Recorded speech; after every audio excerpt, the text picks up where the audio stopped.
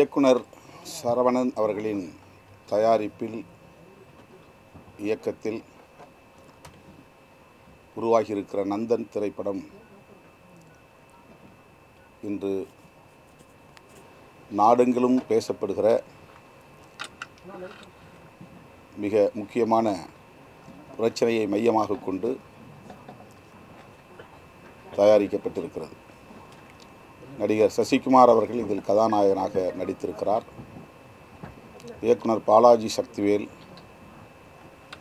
புதுமுகம் ஸ்ருதி பெரியசாமி ஆகியோர் முக்கிய கதாபாத்திரங்களில் நடித்திருக்கிறார்கள். இந்த நாடு விடுதலையடைந்து 3/4 நூற்றாண்டை கடந்திருக்கிறது. குடியரசு நாடாகி பவள விழாவை கொண்டாட இருக்கிறோம். ஆனால் இன்னும் அரசமைப்பு சட்டம் இங்கே முழுமையாக நடைமுறையில் இல்லை. ஜனநாயகத்தை மதிக்கும் நிலை பரிணமிக்கவில்லை. இதற்கு உள்ளாட்சி அமைப்புகளில் நிலவும் சாதிய வன்கொடுமைகள் சாட்சியங்களாக உள்ளன. இது தமிழ்நாட்டில் மட்டும் உள்ள பிரச்சனையில் அல்ல, இந்தியா முழுவதும் உள்ள பிரச்சனைகளாக உள்ளன. மேலவளவு படுகொலை, 7 பேர், மேலவளவு முருகேசன் உள்ளிட்ட 7 பேர் கொடூரமாக வெட்டி சாய்க்கப்பட்டார்கள். அது மட்டுமே பேசுபடு பொருளாக மாறியது. ஆனால் எண்ணற்ற பல தனி ஊராட்சி தொகுதிகளில் மக்களால் தேர்ந்தெடுக்கப்பட்ட ஊராட்சி மன்ற தலைவர்கள் சாதிய வன்மங்களால் எவ்வளவு கொடுமைகளுக்கு உள்ளாகிறார்கள் என்பதை இயக்குனர் இரா சரவணன் அவர்கள் மிக கவனமாக பதிவு செய்திருக்கிறார், அக்கறையோடு பதிவு செய்திருக்கிறார். வெளிச்சத்திற்கு வராத பல வன்கொடுமைகளை அம்பலப்படுத்தி இருக்கிறார். நடிகர் சசிகுமார் அவர்களின் நடிப்பு நம்மை நெகிழ வைக்கிறது. ஒவ்வொரு கிராமத்திலும் இன்றைக்கு எந்த அளவுக்கு சாதியம் தலைவிரித்தாடுகிறது, எளிய மக்கள் எந்த அளவுக்கு ஒடுக்கப்படுகிறார்கள், குறிப்பாக உள்ளாட்சி அமைப்புகளில் ஊராட்சி மன்ற தலைவர்களாக தேர்ந்தெடுக்கப்படுகிறவர்கள் அந்த இருக்கைகளில் அமர முடிவதில்லை.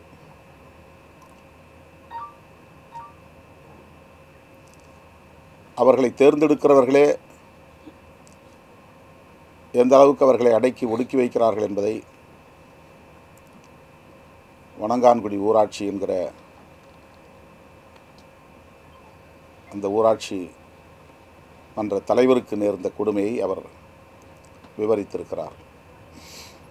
எப்படி ஒரு தனித்தொகுதியில் வேட்பாளர்களை தேர்வு செய்கிறார்கள்,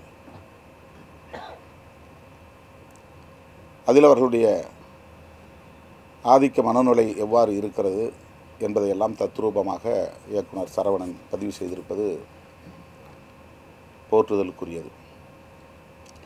எவ்வளவு அடங்கி போனாலும், விசுவாசமாக இருந்தாலும் அவர்களை மேலும் மேலும் அடக்கி வைப்பதில் ஆதிக்க சக்திகள் உறுதியாக இருக்கிறார்கள், ஒன்று சேர்ந்து செயல்படுகிறார்கள். இறந்து போன பாட்டியை கொட்டும் மழையில் சேற்றிலே புதைக்கிற ஒரு அவலம். இது கற்பனை அல்ல, புனைவு அல்ல, திரைப்படத்திற்காக இட்டுக்கட்டி எடுக்கப்பட்ட காட்சி அமைப்புகள் அல்ல. இது தமிழ்நாட்டிலும் நடக்கிறது, இந்தியா முழுவதும் நடக்கிறது.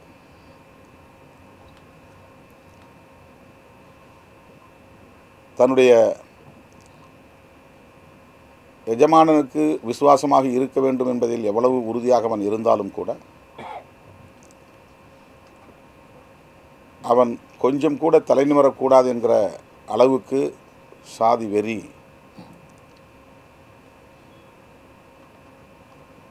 வழக்கமாக ஊராட்சி மன்ற தலைவராக இருந்த ஒருவருக்கு இருப்பதையும் அவருக்கு துணையாக இருப்பவர்களுக்கு எவ்வாறு அது வெளிப்படுகிறது என்பதையும் இயக்குனர் இரா சரவணன் அவர்கள் மிக ஆழமாக அதை பதிவு செய்திருக்கிறார், படமாக்கியிருக்கிறார்.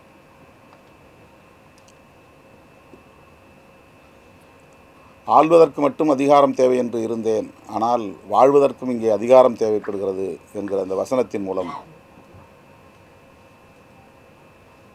இந்த சாதிய சமூக கட்டமைப்பில் எளிய மக்கள் எவ்வாறு பாதிக்கப்படுகிறார்கள் என்பதை இயக்குனர் சரவணன்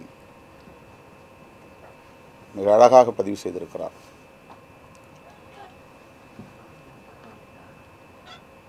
அரசு புறம்போக்கு நிலங்களை ஆக்கிரமித்துக் கொண்டு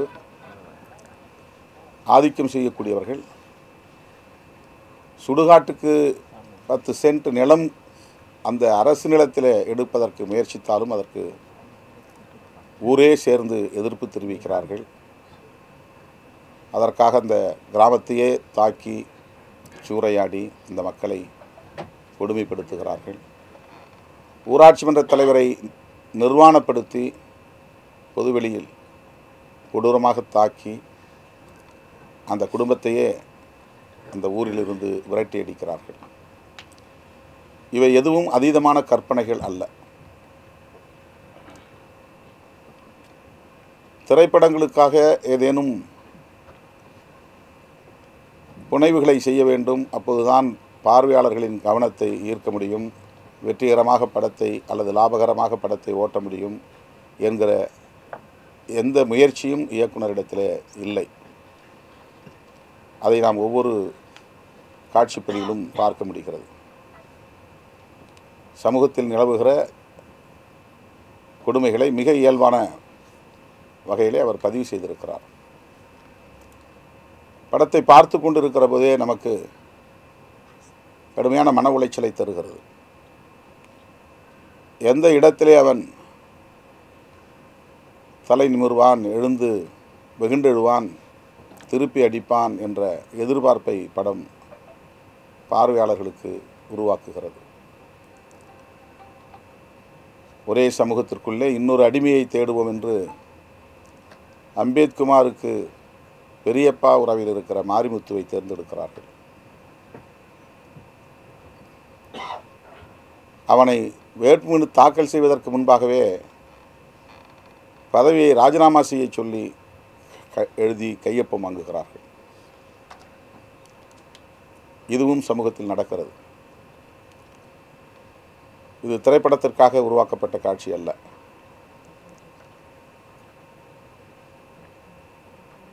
ஆனால் மாரிமுத்துவும் அந்த இடத்திலே துணிந்து வேட்புமனுவை நான் திரும்ப பெற்றுக்கொள்கிறேன், நீயே மீண்டும் ஊராட்சி தலைவராக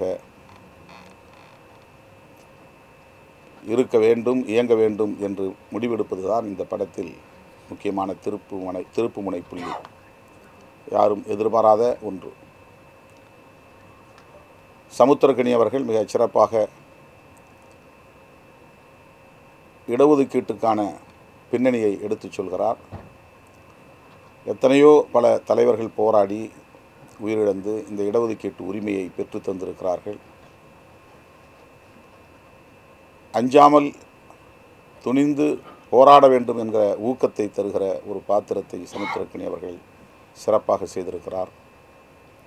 மாரிமுத்துவும் அம்பேத்குமாரும் இணைந்த புள்ளி ஒரு சமூகத்தின் தலைநிமிர்வுக்கான அடையாளமாக இருக்கிறது. மாரிமுத்து தன்னுடைய வேட்புமனுவை திரும்ப பெற்றுக்கொண்டு அம்பேத்குமார் போட்டியின்றி தேர்வு செய்யப்படுகிற அந்த காட்சி பார்வையாளர்களுக்கு பெரும் ஆறுதலை தருகிறது. அதுதான் திருப்பி தாக்குதல் நடவடிக்கை என்பதாக அமைகிறது. அதைவிட மிக முக்கியமாக மாரிமுத்துவை அவர்கள் போட்டியின்றி தேர்ந்தெடுக்கக்கூடிய சூழலில் போட்டியை உருவாக்கி தன்னுடைய பெரியப்பா ஒரு போட்டியின் மூலம் தேர்ந்தெடுக்கப்பட்டார் என்கிற சூழலை உருவாக்க வேண்டும் என்று அம்பேத்குமார் பாத்திரத்தில் நடிக்கிற சசிகுமார் அவர்கள் பேசுகிற அந்த காட்சி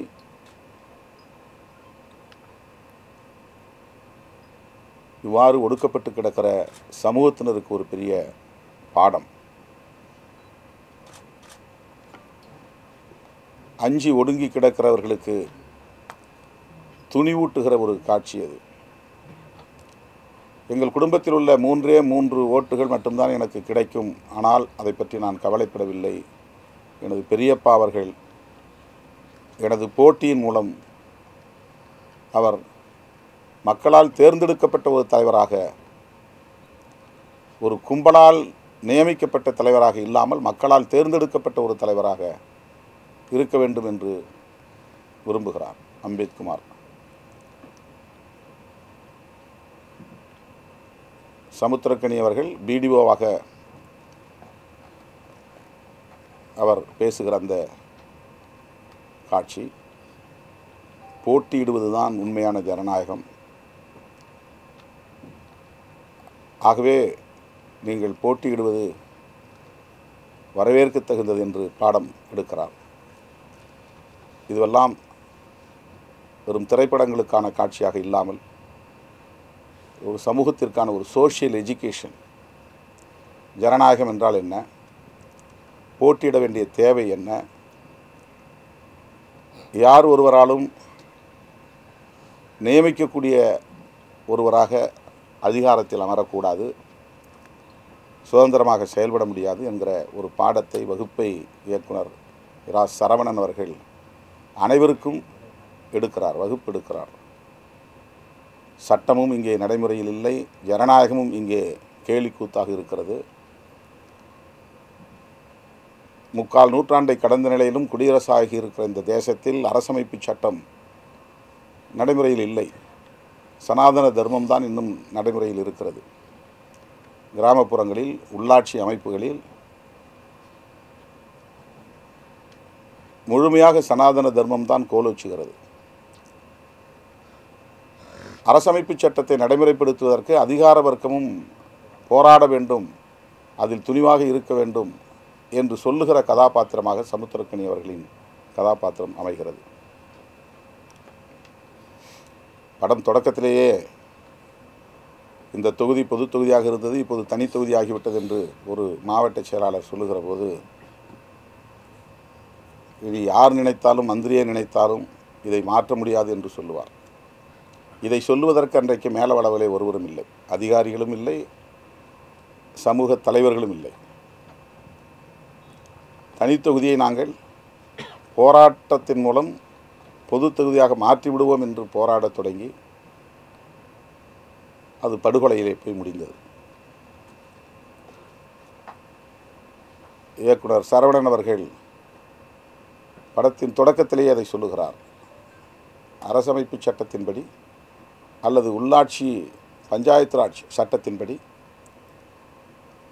அதிகாரத்தை பரவலாக்குவது என்கிற அடிப்படையில் தனித்தொகுதிகள் வரையறுக்கப்பட்டன. அந்த தனித்தொகுதிகளில்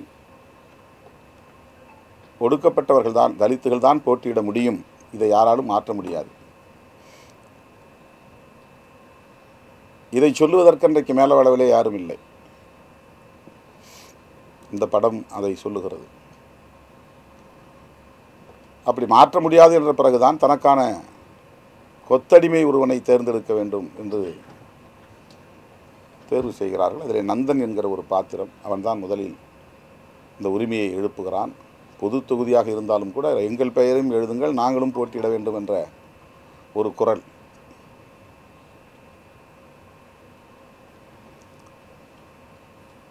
நந்தனுக்கு பதிலாகத்தான் அம்பேத்குமார் என்கிற அடுத்த கதாநாயக பாத்திரம். நந்தன் காலத்திலிருந்து இந்த கொடூரம் இன்னும் தொடர்கிறது. வரலாற்று ஆய்வாளர்கள் நந்தன் ஒரு மாமன்னன் என்று ஆய்வுகளின்படி உறுதிப்படுத்தி இருக்கிறார்கள். ஆனால் பெரிய புராணம் அவன் ஒரு தீண்டப்படாத சமூகத்தை சார்ந்தவன், கோயிலிலே நுழைவதற்கு முயற்சித்தான், நாயன்மார்களில் ஒருவன், குளையன் என்று பேசுகிறது. புராணம் சனாதன தர்மத்தின் வலிமையை பேசுகிறது. ஆனால் வரலாறு அப்படி அல்ல. அந்த நந்தன் காலத்தில், புராண நந்தன் காலத்தில் எப்படி இந்த சமூகம் இருந்ததோ அது இன்றைக்கும் தொடர்கிறது. நாடு விடுதலை பெற்று குடியரசாகி அரசமைப்பு சட்டம் நடைமுறைக்கு வந்து ஜனநாயகத்தை பரவலாக்கக்கூடிய எல்லா முயற்சிகளும் இங்கே நடைபெற்று கொண்டிருந்தாலும் சாதிய வன்மம் என்பது வேரோடி போய் கிடக்கிறது, புறையோடி போய் கிடக்கிறது. ஜனநாயக சக்திகளுக்கு ஒரு எச்சரிக்கையாக இந்த நந்தன் திரைப்படம், எல்லாம் நல்லபடியாக போய்கொண்டிருக்கிறது என்று நாம் எண்ணிக்கொண்டிருந்தால் ஜனநாயகத்தை காப்பாற்ற முடியாது. வெளிச்சத்திற்கு வராத இத்தகைய கொடூரங்கள், குரூரங்கள் ஏராளம் ஏராளம். எனவே ஜனநாயகத்தை காக்க வேண்டும் என்று துடிக்கிற ஒவ்வொருவரும் எச்சரிக்கையாக இருக்க வேண்டும் என்று எச்சரிக்கை மணி அடித்திருக்கிறார் இயக்குனர் இரா சரவணன் அவர்கள். இந்த திரைப்படம் உலகளாவிய அளவில் ஜனநாயக சக்திகளிடையே மிகப்பெரிய வரவேற்பை பெறும். நேர்மையான அதிகாரிகள் இருந்தால் தேசிய அளவிலான விருதுகளை இந்த திரைப்படம் அள்ளி குவிக்கும். தொடக்கத்தில் நான் சொன்னதைப் போல வணிக நோக்கில் இந்த படம் இல்லை. வெற்றி பெற வேண்டும் என்பதற்கான புனைவுகள் இந்த படத்தில் எதுவும் இல்லை. சமூகத்தில் நிலவும் உண்மை நிலைகளை உள்ளது உள்ளபடியே படமாக்கியிருக்கிறார். அதில் நடித்திருக்கிற நடிகர் சசிகுமார் அவர்களாக இருந்தாலும், பாலாஜி சக்திவேல் அவர்களாக இருந்தாலும், புதுமுகமாக இருக்கிற சுருதி பெரியசாமி அவர்களாக இருந்தாலும் மிகச்சிறப்பாக தங்கள் பாத்திரங்களை கையாண்டிருக்கிறார்கள். இயக்குனர் சரவணன் அவர்களுக்கு எனது பாராட்டுகள். சமுத்திரக்கனி அவர்கள், சசிகுமார் அவர்கள், பாலாஜி சக்திவேல் அவர்கள் ஆகிய அனைவருக்கும் என்னுடைய பாராட்டுகள். ஜனநாயகத்தை கேலிக்கூத்தாக்குவது தடுத்து நிறுத்தப்பட வேண்டும் என்கிற பொறுப்புணர்வோடு நந்தன் திரைப்படம் வெளிவந்திருக்கிறது. நந்தன் வெல்வான், ஜனநாயகம் வெல்லும்.